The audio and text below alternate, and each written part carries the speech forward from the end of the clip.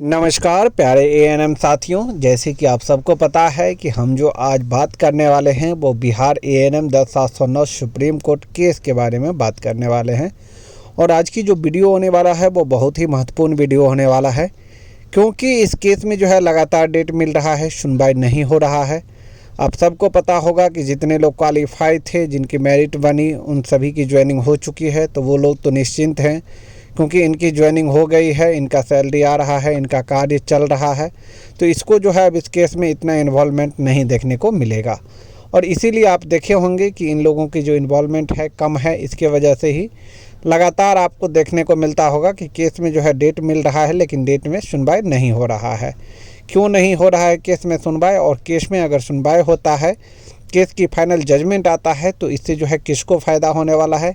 क्योंकि केस का जो स्टेटस आप देखेंगे ना, वो आपको पेंडिंग शो कर रहा है, जिसकी वजह से केस फाइनल डिस्पोज नहीं हुआ है। और जब तक केस डिस्पोज नहीं होगा, जो तमाम एएनएम अभी बचे हुए हैं, जिसके लिए सुप्रीम कोर्ट ने रिजर्व सीट रखा है, उन सीट पे ज्वाइनिंग आपको नहीं देखने को मिलेगा। आप देखे होंगे कि बिहार तकनीकी सेवा आयोग की तरफ से बहुत सारे जो स्टूडेंट थे, जिनको होल्ड पे रखा गया था किसी कारणवश, उन लोगों को लिस्ट जारी हुआ और उन लोगों की फिर से ज्वाइनिंग हुई।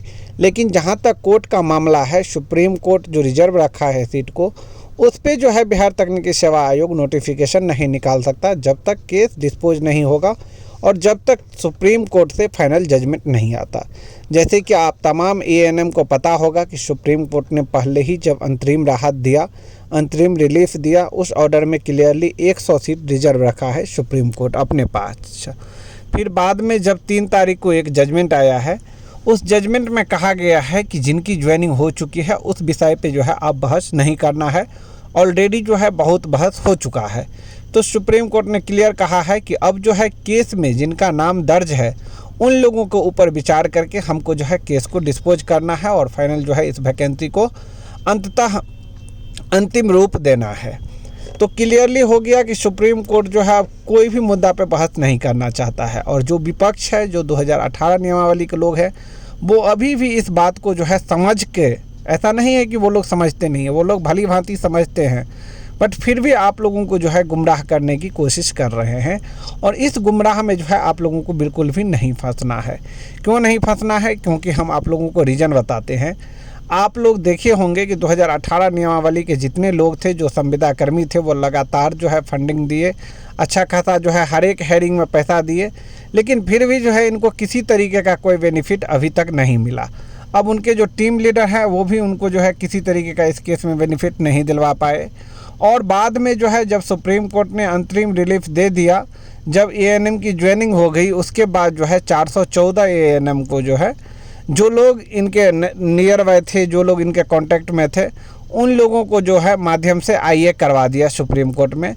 अब सुप्रीम कोर्ट भी आप लोगों को पता ही है कि क्लियरली जैसा आपने कहा है कि जिनका नाम दर्ज है सुप्रीम कोर्ट में, यानी कि किसी भी माध्यम से, चाहे आईए के माध्यम से हो या एसएलपी के माध्यम से हो या किसी भी रीट के माध्यम से हो, जिनका नाम दर्ज है उन्हीं का जो है जॉब होने वाला है, जो कि सुप्रीम कोर्ट ने क्लियरली कहा है कि उसी मुद्दे पे जो है बहस होंगे। और क्लियरली ये भी कह दिया था कि जितने एडवोकेट थे, चाहे पक्ष हो विपक्ष हो, बिहार सरकार के एडवोकेट हो, सब लोगों को जो है आपस में सहमति बनाना है और सहमति बना करके एक निर्णायक जनक पे जो है आप लोगों को खुद आना है और उस बेसिस को जो है सुना जाएगा जैसा जज साहब के पास। और उस बेसिक चीज़ों को सुनने के बाद जज साहब इस वैकेंसी के ऊपर, इस केस के ऊपर फैसला देंगे।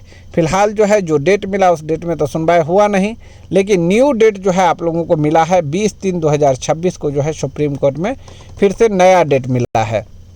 अब अगर जो आईए के माध्यम से गए हैं, जो रीट के माध्यम से गए हैं, या जो भी लोग एसएलपी के माध्यम से गए हैं और जिनकी ज्वाइनिंग नहीं हुई है, खास करके संविदा कर्मी की तरफ से, उन लोगों को हम बताना चाहता हूं कि आप लोग जो है अपनी टीम के थ्रू एक्टिव होइए और अपनी टीम को बोलिए कि इस केस में जो है जजमेंट लेके आना। क्योंकि जो सीट बचा हुआ है, अगर संविदा को देती है सुप्रीम कोर्ट, तो उन लोगों की जो है ज्वाइनिंग होगी, कम से कम लोगों को ही, लेकिन ज्वाइनिंग इसमें संविदा कर्मी की होगी। और इस केस को जो है फाइनल होने में जो लोग अभी संविदा हैं, जो 2018 नियमावली से हैं, अगर चाहते हैं कि हमारी ज्वाइनिंग हो, जिनका नाम दर्ज है, अगर आप चाहते हैं तो इस केस में जो है बहस आप लोगों को करवाना होगा, क्योंकि देखिए इस केस में जो है अब क्वालिफाई एक्टिव नहीं आपको देखने को मिलेगा।